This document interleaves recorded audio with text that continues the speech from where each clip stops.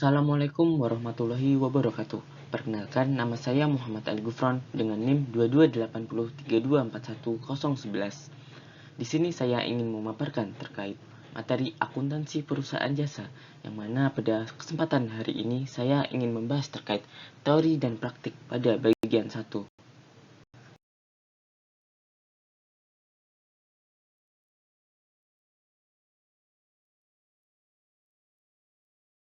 Pokok pembahasan hari ini yaitu ada 6.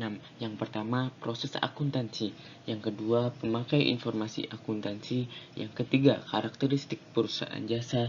Yang keempat, yaitu bukti transaksi. Yang kelima, yaitu akun. Dan yang terakhir, yaitu siklus perusahaan jasa membuat jurnal umum.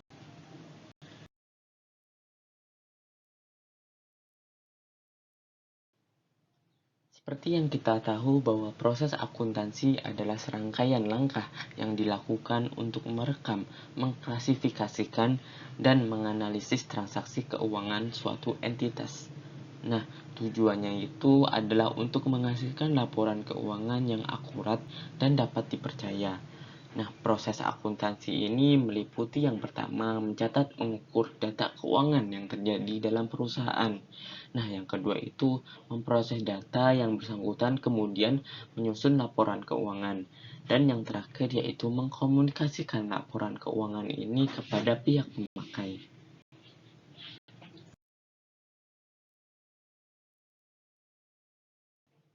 Baik, selanjutnya yaitu terkait pihak pemakai informasi akuntansi. Ditinjau dari pihak internal, yang pertama yaitu pemilik perusahaan. Nah, pemilik perusahaan ini adalah individu atau kelompok yang memiliki kepentingan penuh atau sebagian dari suatu perusahaan. Mereka ini menggunakan informasi itu untuk memantau kinerja keuangan perusahaan, mengambil keputusan, dan mengelola investasi mereka.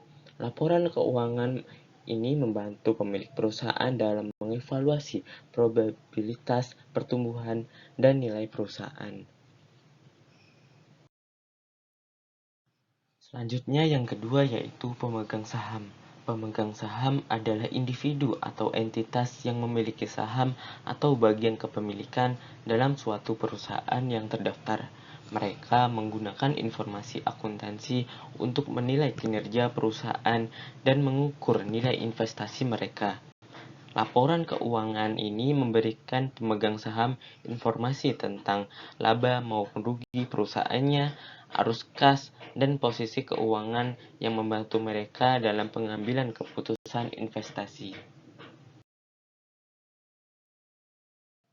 Yang ketiga yaitu pegawai dan karyawan. Nah, pegawai perusahaan seperti manajer, departemen, ataupun eksekutif menggunakan informasi akuntansi ini untuk mengambil keputusan operasional dan strategis. Mereka membutuhkan laporan keuangan untuk memahami kinerja departemen ataupun divisi yang mereka tangani. Ini akan merencanakan anggaran dan mengidentifikasi peluang ataupun masalah potensial. Nah, informasi akuntansi ini juga dapat membantu mereka dalam mengevaluasi efisiensi dan efektivitas operasional.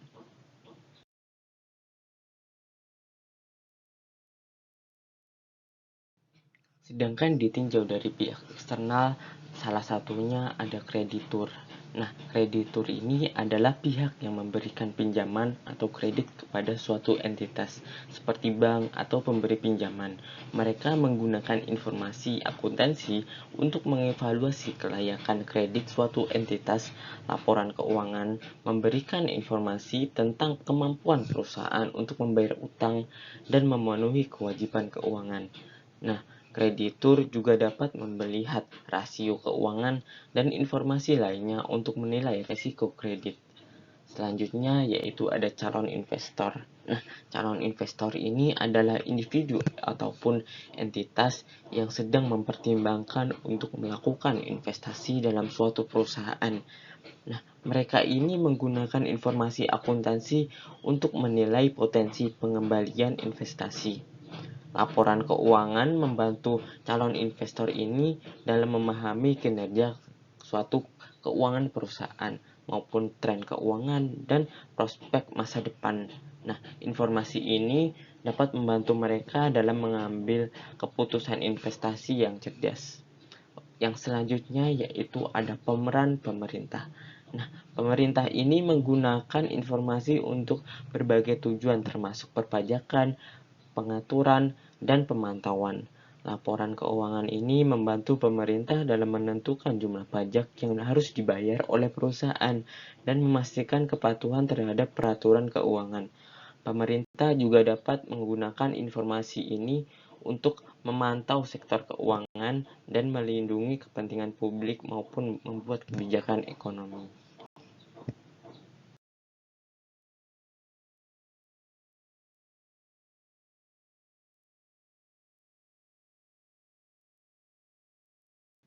Selanjutnya yaitu terkait karakteristik transaksi perusahaan jasa.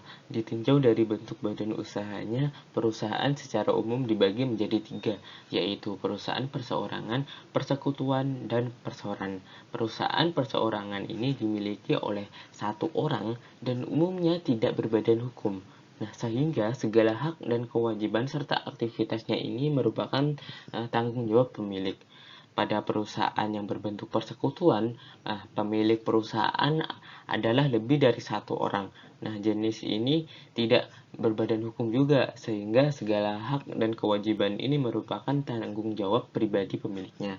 Berbeda dengan perusahaan perseorangan yang merupakan salah satu bentuk badan usaha di mana pemiliknya ini adalah pemegang saham atau share.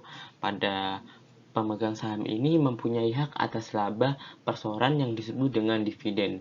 Bentuk badan usaha ini umumnya berbadan hukum sehingga segala aktivitas perseorangan ini merupakan tanggung jawab perseorangan.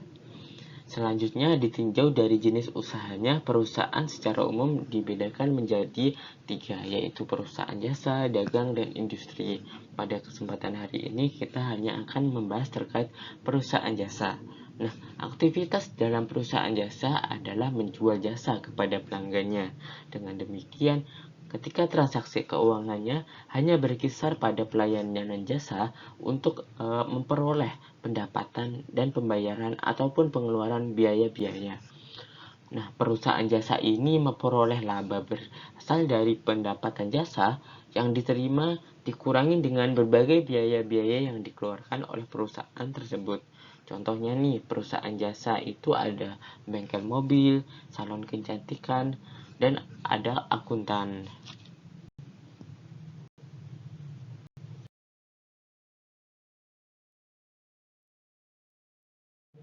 Sehingga pada pembahasan hari ini kita akan berfokus pada akuntansi perusahaan jasa, yang mana perusahaan jasa ini adalah sebuah perusahaan atau unit usaha yang melakukan produksi produk yang tidak memiliki bentuk fisik, yang sering kita sebut sebagai jasa, yang mana ini digunakan untuk membantu konsumen dan mendapatkan keuntungan maupun laba. Nah, secara sederhananya itu perusahaan ini tuh memproduksi sebuah jasa yang bermanfaat bagi konsumen lalu mendapatkan keuntungan dari hal tersebut. Seperti yang tadi yaitu ada salon maupun jasa akuntan maupun yang lainnya.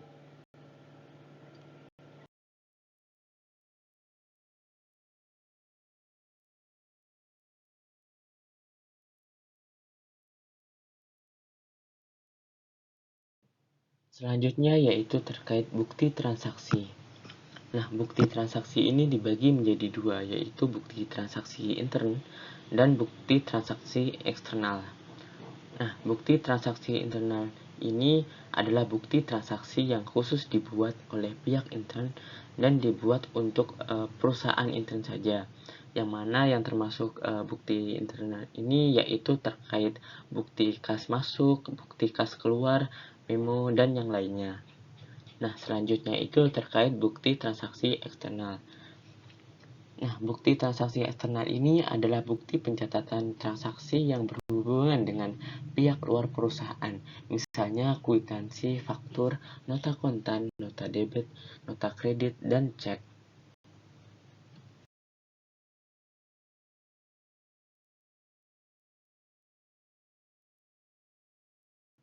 Ini merupakan salah satu contoh bukti transaksi. Yang pertama ada bukti kas masuk, bukti kas keluar, dan memo, yang mana bisa kita dapatkan ketika kita mencatat transaksi yang nantinya akan dicatat melalui jurnal umum.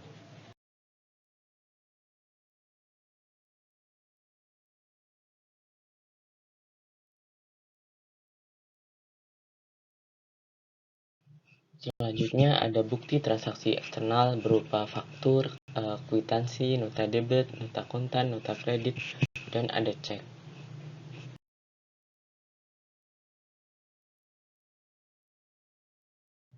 Selanjutnya kita akan mengenal akun. Nah, dalam akuntansi, akun juga disebut sebagai perkiraan. Akun atau perkiraan ini adalah formulir media yang digunakan untuk mencatat dan menggolongkan golongan transaksi-transaksi yang sejenis. Nah, formulir ini dapat dibuat dalam bentuk lembaran, kartu, ataupun buku. Nah, kumpulan perkiraan-perkiraan ini yang saling berhubungan dan merupakan satu kesatuan. Nah, misalnya nih semua perkiraan yang digunakan dalam sebuah perusahaan yang disebut sebagai buku besar.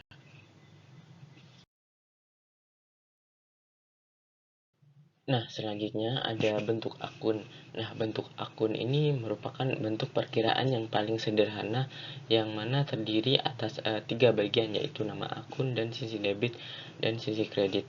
Nah, bentuk akun yang terlihat pada gambar di bawah ini disebut dengan perkiraan bentuk T karena adanya persamaan dengan huruf T, yang mana pada sisi kiri yaitu ada kolom debit dan sisi kanan ada kolom kredit.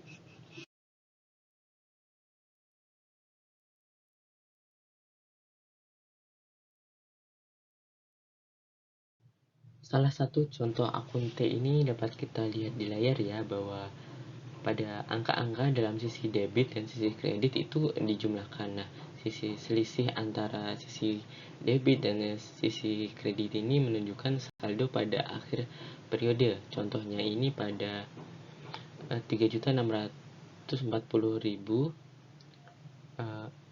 yang dicari dengan mengurangi jumlah sisi kredit sebesar 15.960.000 dan pada jumlah sisi debit itu sebesar 19.600.000.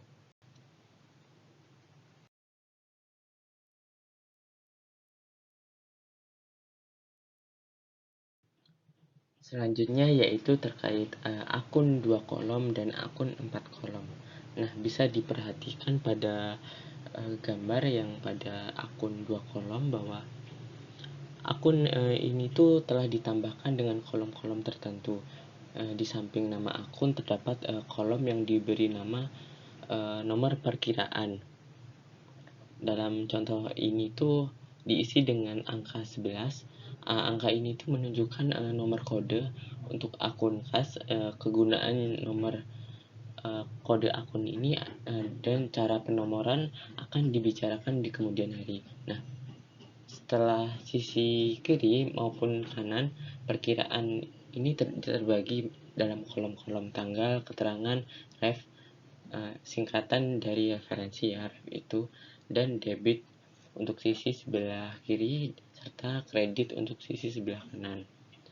Nah, selanjutnya pada akun 4 kolom ini bentuk standar perkiraan 2 kolom yang membedakan secara tegas antara sisi debit dan sisi kredit. Oleh karena inilah bentuk akun T ini digunakan untuk permulaan pembelajaran akuntansi. Dalam praktek, ada kecenderungan untuk membuat akun yang menyediakan kolom untuk saldo akun tersebut yang dapat menggantikan akun bentuk T. Nah, contohnya ini pada menyediakan kolom untuk akhir akun sering kita sebut sebagai akun 4 kolom, seperti yang ada di gambar.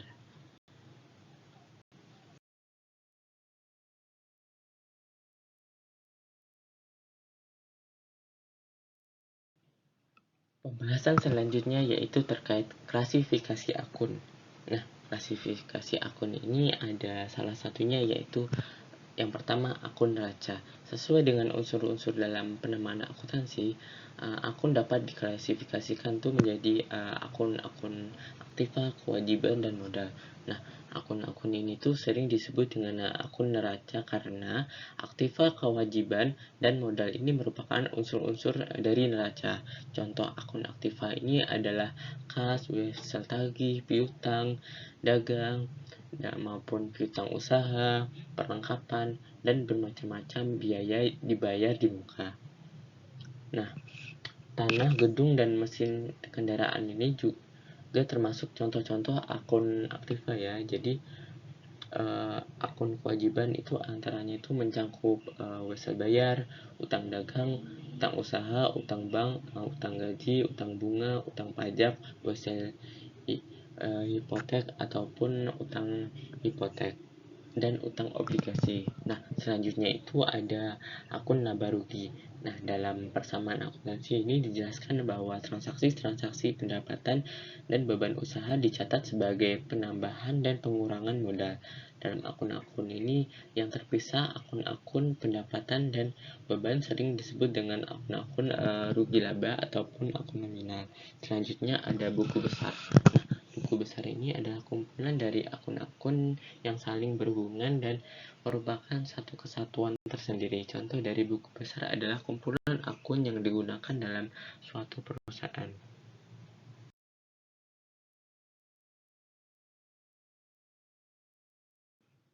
Selanjutnya yaitu terkait jurnal umum. Nah, jurnal ini adalah buku yang digunakan untuk mencatat transaksi keuangan secara kronologis.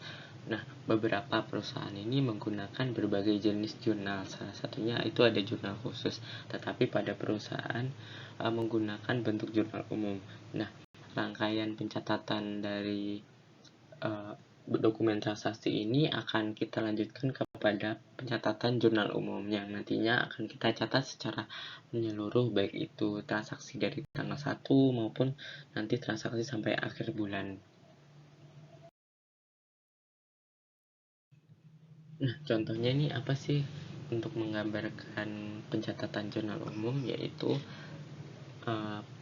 pada contoh 1, untuk menggambarkan cara pencatatan dalam jurnal umum, anggaplah bahwa pada tanggal 2 Desember 2005 ini ada Nona Fitria ini mendirikan usaha salon kecantikan yang diberi nama itu Salon Fitria. Nah, pada tanggal itu Nona Fitria ini menyetorkan modalnya untuk sebuah perusahaannya dalam bentuk uang tunai gitu sebesar 6 juta.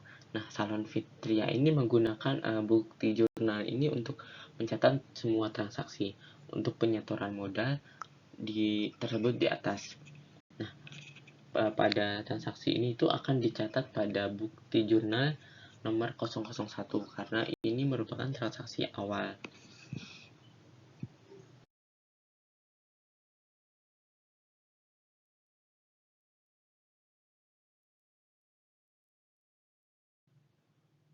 Nah, bagaimana sih cara pencatatan jurnalnya? Yang pertama itu sebelum dicatat, setiap transaksi harus dinyatakan dulu dalam jumlah dan nama akun yang harus didebit dan dikredit. Untuk itu, transaksi tersebut harus diteliti dengan cara yang pertama itu kan penyetoran modal mengakibatkan aktiva kas bertambah, demikian juga dengan modal.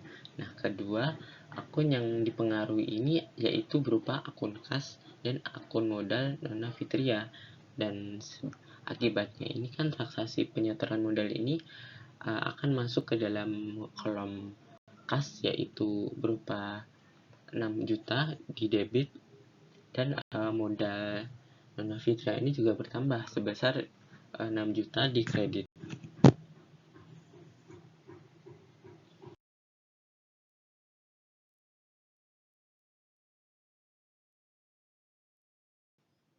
Baik, itu saja pemaparan dari saya.